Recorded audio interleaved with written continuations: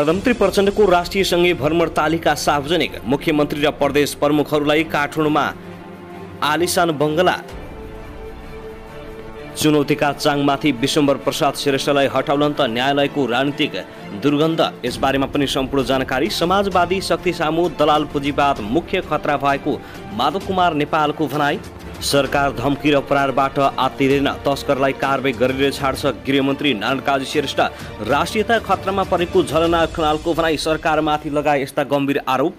सरकारको राम्रो काम देखेर एक थरी मान्छे आत्तिएका छन्, प्रधानमन्त्री पुष्पकमल दाहाल।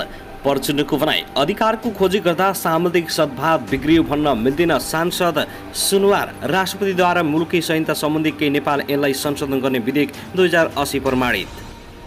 नेपालीहरूलाई खुसीको खबर। नेपाल एयरलाइन्सले भैरवाबाट हङकङ र नयाँ दिल्ली उडान गर्ने पहिलेदेखि हुँदैछ उडान। यसबारेमा पनि सम्पूर्ण जानकारी आजको समाचारमा। पहिरोले चेनपुर प्रसुति गिरेमा 20 लाखको क्षति। सन्दीप लामिछाने विरोधको मुद्दामा हिजो पनि सुनाइ भएन। आज पाकिस्तान जाँदै चौतर्फी विरोधपछि बिएको रोकियो प्रवेश परीक्षा। डिनले भन्यो वार्तामा आउनुहोस्। करेन्ट लागेर बैतडीमा 2 जनाको ज्यान गयो। गृहमन्त्री नारायण काजी श्रेष्ठको एकपछि अर्को एक्सन। नेकपा एमालेका यी 4 नेता पक्राउ र 8 जोडामाथि अनुसन्धान तयारी। गाई काटेको अभियोगमा तनहुबाट 3 जना प्रहरीको नियन्त्रणमा। लगातारको झरी आजदेखि कम हुँदै जाने। मानसिक यातना दिएको भन्दै गाईका समीक्षा अधिकारीद्वारा साइबर अपराधको उजुरी। यसबारेमा पनि सम्पूर्ण जानकारी। कसलाई हालिन साइबर मुद्दा। संगठित अपराधका 62 दिन थुनेपछि कृत्यमा मात्र मुद्दा। नक्कली भुटानी शरणार्थी प्रकरणको दोस्रो अनुसन्धान सुरु। अब कुन कुन नेता फस्दैछन् यसबारेमा सम्पूर्ण जानकारी। सर्वोच्च अदालतको न्यायाधीशमा विनोद पौडेल सिफारिस। कम्युनिस्ट शक्तिबीच कार्यगत एकताको खाँचो भएको माधव कुमार नेपालको भनाई। के एमालेमा विलय हुँदैछन् त माधव नेपाल। यसबारे जानकारी। ललिता निवास जग्गा प्रकरणमा विजय कुमार गच्छेदार सहित पूर्व मन्त्रीहरू फरार सूचीमा। बाल सुधार गृह प्रकरण मृतक परिवारसँग सहमति। 57 जना उपत्यका बाहिर स्थानान्तरण गरिँदै। ओली सहभागी भएकै कार्यक्रम पालना भएन, एमाले नै अपमानी। नेकपा एमाले अध्यक्ष केपी शर्मा ओलीको दावी। केही महिनाभित्र यो सरकार ढल्छ, एमालेको सरकार बन्छ। गौर हत्याको विरोधमा सर्लाहीमा हिन्दू सम्राट सेना आन्दोलित। हत्यारालाई अविलम्ब कारबाहीको माग। धरानमा हर्क साम्पाङले बरबण्ड मच्चाएको आरोप। हर्क साम्पाङले उचाले राई लिम्बू किराँतहरूलाई। धरानका मेयर हर्क साम्पाङ नै प्रदर्शनमा उत्रिँदै आलोचना विरुद्ध भदौ 15 को र्यालीमा सहभागी हुने तयारी। बीपी क्यान्सर अस्पतालको कार्यकारी निर्देशक नियुक्तिका लागि 3 सदस्यीय उपसमिति बनाइयो। हर्क साम्पाङलाई तुरुन्तै निलम्बन गर्न माग। र कैलालीमा 600 बिघा जग्गा हडपेको आर्जुराणामाथि गम्भीर आरोप। के हो त वास्तविकता। ललिता निवास भन्दा कैलाली जग्गा प्रकरणले लिनेछ ठुलो रूप। एमाले राप्रपाको दोहोरो रणनीति। सत्ता पक्षसँग संसदमा आम्ने सामने। संसदीय समितिमा सँगै। अब हेर्नुहोस् पूरा समाचार।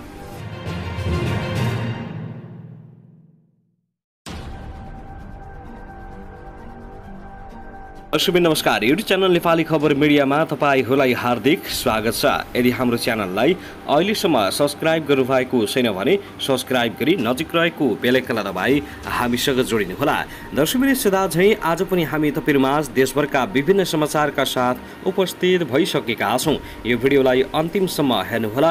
साथै कहाँ हेर्दै हुनुहुन्छ के भन्न चाहनुहुन्छ तपाईको मनमा लागेको प्रतिक्रिया कमेन्ट बक्समा छोड्न नभुल्नुहोला। दर्शकवृन्द, के तपाईँ हाम्रो च्यानलमा नियमित श्रोता हुनुहुन्छ? यदि नियमित हुनुहुन्छ भने तल कमेन्ट बक्समा नियमित अथवा रेगुलर लेख्नुहोस्। नयाँ हुनुहुन्छ भने सब्स्क्राइब गर्न नभुल्नुहोस् ताकि नयाँ अपडेटका साथ हामी तपाईहरुमाझ हरपल उपस्थित भइराख्नेछौँ। हाम्रा समाचार अपडेटहरू तपाईहरूलाई के कस्तो लागिरहेका छन्, जस्तो लाग्छन् त्यस्तै प्रतिक्रिया छोड्न नभुल्नुहोला। समाचारहरू सबै उत्तिकै महत्त्वपूर्ण छन्, त्यसकारणले पनि कतै स्किप नगर्नुहोला।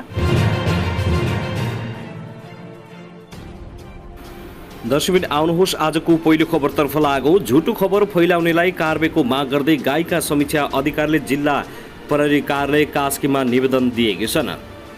समीक्षाले साइबर जिल्ला प्रहरी कार्यालय कास्की पुगेर आफ्नो विषयमा नराम्रो कुरा लेखी समाचार सम्प्रेषण गर्नेहरूको खोज तलास गरी कारबाहीको माग गर्दै निवेदन दिएका हुन्। विभिन्न अतिरञ्जित कुराहरू लेखी हुँदै नभएका कुराहरू बिना प्रमाण विभिन्न समाचारहरू प्रेषित गरी फेसबुक पेजबाट मेरो इज्जत प्रतिष्ठामाथि आँच आउने कार्य गरी समाचार लेखी पोस्ट गरेका व्यक्तिहरू खोज तलास गरी कानुनी कारबाही गरी पाऊँ र उक्त आइडीहरू बन्द गराइ पाऊँ भनी श्रीमान समक्ष यो निवेदन लेखी पेश गरेको छु, उनले दिएको निवेदनमा भनिएको छ। उनले केही कागजपत्र मिलाउनु पर्ने भएका कारण अस्ट्रेलियाको भिसामा भएको ढिलाइको विषयलाई लिएर सामाजिक सञ्जालमा मलाई अस्ट्रेलियाले ब्ल्याक लिस्टमा राखेको भन्ने झुटो खबर फैलाएको भन्दै जिल्ला प्रहरी कार्यालय कास्कीमा उजुरी दिएकी छन्। दर्शकमी त्यसगरी आउनुहोस् अब अर्को खबरतर्फ लागौँ। नक्कली भुटानी शरणार्थी प्रकरणमा प्रहरीले दोस्रो चरणको अनुसन्धान सुरु गरेको छ। प्रहरीले नक्कली भुटानी शरणार्थी बनाएर ठगी गर्ने मुख्य योजनाकार सानु भण्डारी, केशव दुलाल र रामशरण केसी विरुद्ध दोस्रो चरणको अनुसन्धान सुरु गरेको हो। साउनको अन्तिम साता भुटानी शरणार्थी प्रकरणमा थप 18 जना पीडितले उनीहरू विरुद्ध दिएको जाहेरीमा भण्डारी, दुलाल र केसीले आफूलाई नक्कली भुटानी शरणार्थी बनाउन 1 करोड 85 लाख रुपियाँ लिएको उल्लेख गरिएको छ। उपत्यका अपराध अनुसन्धान कार्यालयले त्यो जाहेरी लिएर कारबाहीका लागि साउन 26 गते जिल्ला प्रहरी परिसर काठमाडौँ पठाएपछि परिसरले दोस्रो चरणको अनुसन्धान सुरु गरेको हो। परिसरले जाहेरी आएको दिनदेखि नै अनुसन्धान अगाडि बढाइएको जनाएको छ। परिसरले जाहेरी दिएका 18 जना मध्ये 4 जनाको बयान लिइसकेको जनाएको छ। काठमाडौँका 3 जना र सङ्खुवा सभाका 1 जनाको बयान लिइसकेका छौँ। बाँकी जाहेरीकर्ताको पनि छिट्टै बयान लिनेछौँ, यो अनुसन्धान संलग्न एक प्रहरी अधिकृतले भने। बयानका क्रममा जाहेरीकर्ताले भण्डारी, दुलाल र केसीलाई पैसा दिएको प्रमाण ब्याङ्क स्लिप प्रहरीलाई उपलब्ध गराएको ती अनुसन्धान अधिकृतले बताएका छन्। अहिले प्रहरीले जाहेरीकर्ताले दिएको ब्याङ्क स्लिप सक्कली हो कि होइन भनेर प्रमाणित गर्ने काम गरिरहेको छ। जाहेरीकर्ताको बयान लिइसकेपछि उनीहरूले किटानी गरेकाको फेरि बयान लिने प्रहरीले बताएको छ। बयान पहिलो चरणको जस्तो विस्तृत रूपमा नभई पीडितले दिएको बयानको बारेमा सोधपुछ मात्र भएको प्रहरीले बताएको छ। यसअघि 123 जनाले दिएको जाहेरीमा 20 जना पक्राउ परेका थिए। पक्राउ परेका उपप्रधानमन्त्री टोपबहादुर रायमाझी, बालकृष्ण खाँड सहित 18 जना अहिले पूर्वपक्षमा छन्। हिजो आइतबार काठमाडौँ प्रहरी परिसरका प्रमुख प्रहरी वरिष्ठ उपरीक्षक भूपेन्द्र खत्रीले नक्कली भुटानी शरणार्थी प्रकरण त्यतिकै सामसुम नहुने कानुनी प्रक्रिया अनुसार नै अगाडि बढ्ने बताए। पत्रकार सम्मेलन गर्दै खत्रीले भने भुटानी शरणार्थी प्रकरण रोकिनेवाला छैन, कानुन अनुसार अगाडि बढ्छ। यसअघि प्रकरणको अनुसन्धान गरेका परिसर प्रमुख वरिष्ठ उपरीक्षक दानबहादुर कार्कीलाई सरुवा गरिएपछि त यो प्रकरण त्यत्तिकै सामसुम हुने हो कि भन्ने आशंका बढेको थियो। सरुवा भएर नयाँ आएका खत्रीले प्रकरणलाई कानुन अनुसार नै अगाडि बढाउने दाबी गरेका छन्।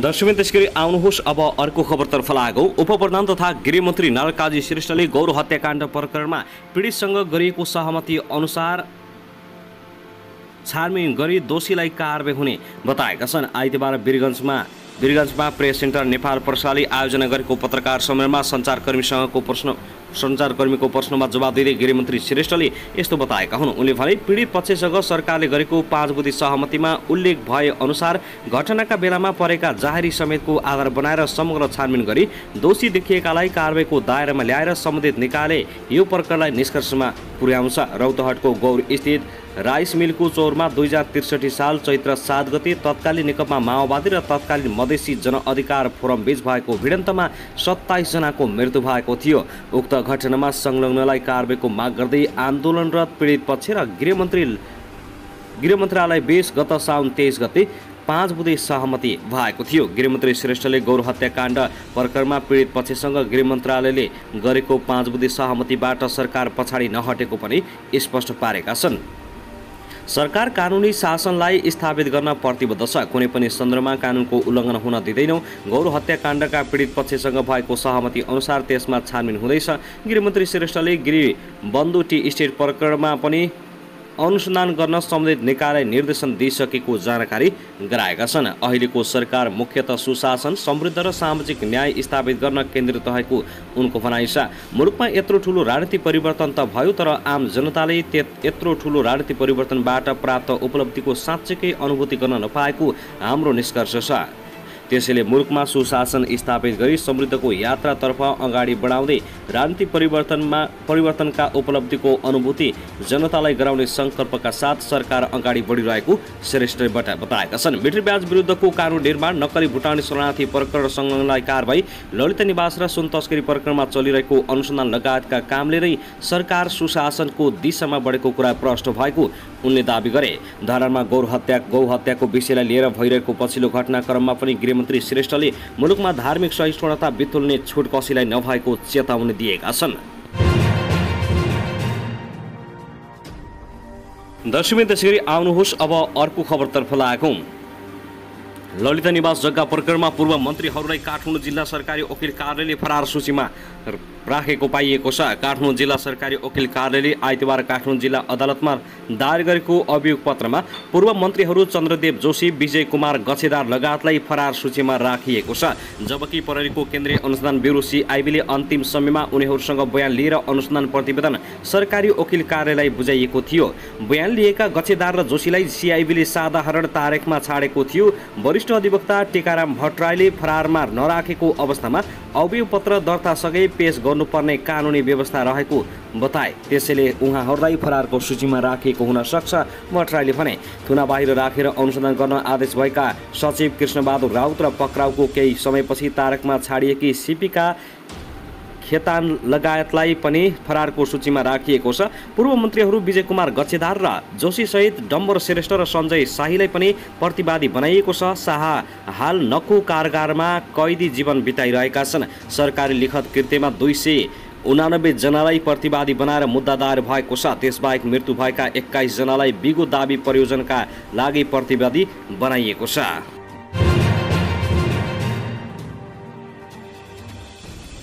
दर्शकवृन्द, त्यसैगरी आउनुहोस् अब अर्को खबरतर्फ लागौँ। हिन्दू सम्राट सेना सर्लाही शाखाले धरानमा भएको गौ हत्याको विरोधमा सर्लाहीमा प्रदर्शन गरेको छ। कृष्ण यादवको नेतृत्वमा भएको विरोध प्रदर्शनमा गौ हत्यामा संलग्न दोषीलाई अविलम्ब कारबाहीको माग गरिएको थियो। सो अवसरमा यादवले नेपाल हिन्दूहरूको बाहुल्य भएको देश भन्दै गौ हत्या गर्नेलाई प्रशासनले अविलम्ब पक्राउ गरेर कारबाही गर्नुपर्ने माग गरे। उनले आफूहरूको आस्थामाथि खेलवाड गर्नेलाई नछाड्ने चेतावनी समेत दिएका छन्। प्रदर्शनमा उत्रेकाहरूले गौ हत्याका दोषीलाई कारबाही गर्नुपर्ने नारा लगाएका छन्।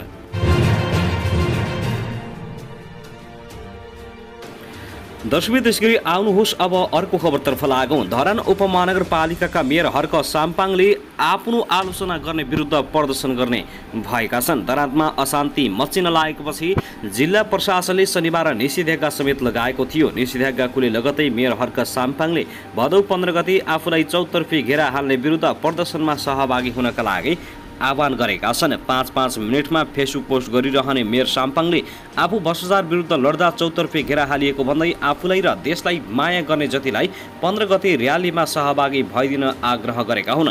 यसअघि धरानका पूर्व मेयरहरूका साथै सबै राजनीतिक दलले वक्तव्य जारी गर्दै धरान सद्भाव कायम गर्न आह्वान गरेपछि अप्रिय घटना हुन पाएको थिएन। तर नगरपिता आफै जनता विभाजित गर्ने र उक्साउने काममा लागेको भन्दै भदौ 15 गतेको प्रदर्शनबारे स्थानीय राजनीतिक दलले प्रश्न उठाएका छन्। त्यसै विरुद्ध हर्क साम्पाङ पनि आन्दोलनमा उत्रिने भएका छन्।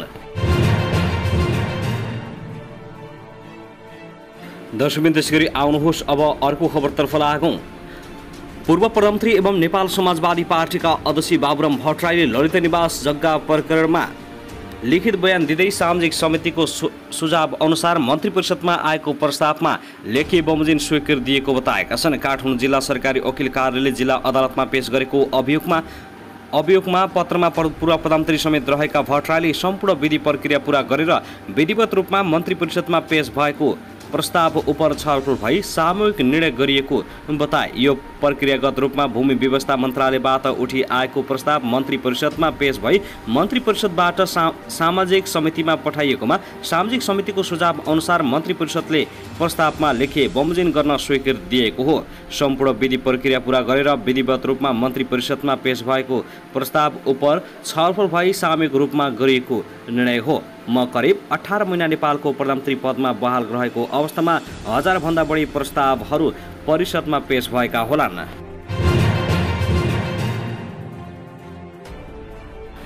दर्शकवृन्द, त्यसैगरी आउनुहोस् अब अर्को खबरतर्फ लागौँ। नेकपा एकीकृत समाजवादी पार्टीका अध्यक्ष एवं पूर्व प्रधानमन्त्री माधव कुमार नेपालले समाजवादी शक्ति सामु दलाल पुँजीवादी शक्ति मुख्य खतराको रूपमा देखा परेको बताएका छन्।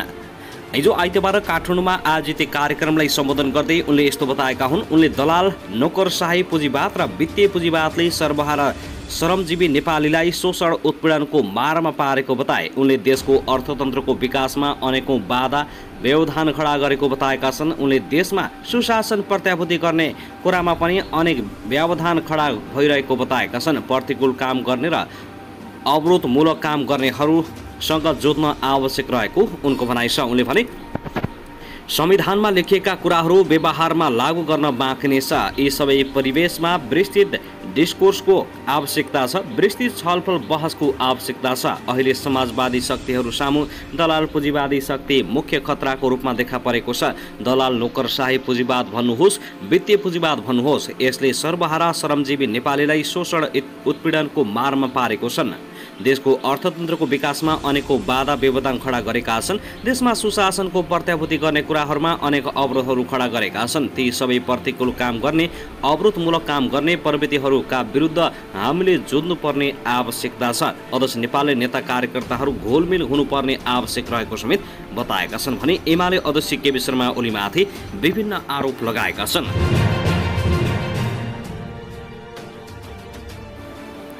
दर्शकबिन त्यसगरी आउनुहोस् अब अर्को खबरतर्फ लागौँ। राष्ट्रिय ध्वजवाहक नेपाल वायु सेवा निगमले यही मङ्गलबारदेखि भैरवा स्थित गौतम बुद्ध अन्तर्राष्ट्रिय विमानस्थलबाट हङकङ र भारतको दिल्लीमा नियमित उडान गर्ने भएको छ।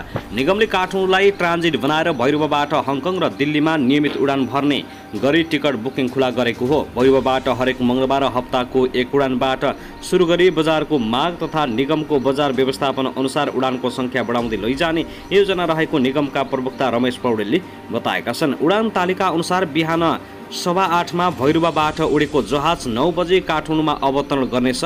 तत्पश्चात ट्रान्जिट भई हङकङ जाने यात्रु हङकङ जाने उडानमा र दिल्ली जाने यात्रु दिल्ली जाने निगमकै कनेक्टिङ उडानमा चढ्नेछन्। यात्रुको सुविधाका लागि चेक इन गर्दा बखत गन्तव्य समय बोर्डिङ पास दिने र लगेज सिधै गन्तव्यमा लिने व्यवस्था मिलाइएको निगमले जनाएको छ। यात्रुले निगमको कार्यालय वा निगमको वेबसाइटमा लगइन गरी अनलाइन टिकट लिन समेत सक्ने भएका छन्।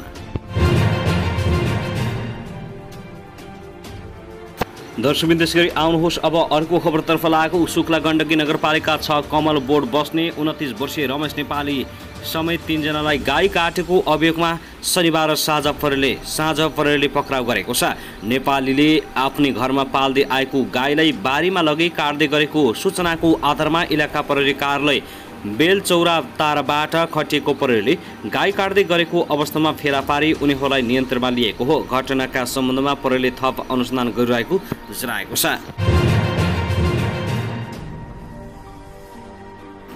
दर्शकबिन त्यसगरी आउनुहोस् अब अर्को खबरतर्फ लागौँ। घाँस काट्न जाँदा खोलाले बगाएर बेपत्ता भएका सिन्धुलीको हरिहरपुर गढी गाउँपालिका 6 रागेचोरीका आमा छोराको शव फेला परेको छ। घाँसको भारी लिएर घर फर्कने गर्दा स्थानीय खड्कुले खोला पार गर्ने क्रममा 3 दिनदेखि बगाएर बेपत्ता भएका छोरा 28 वर्षीय राजकुमार गोलेको शव हरिहरपुर गढी गाउँपालिका 6 को क्यान खोला र खड्कुले खोलाको दोभानमा फेला परेको प्रहरीले जनाएको छ। 57 वर्षीय आमा माया कुमारी गोलेको शव भने रौतहटको बागमती किनारमा आइतबार बिहान फेला परेको हो। ती आमा छोरा स्थानीय ब्राह्म ठाकुर सामुदायिक वनको जङ्गलमा घाँस काटेर फर्किँदा खोलाले बगाएर बेपत्ता भएको प्रहरीले जनाएको छ।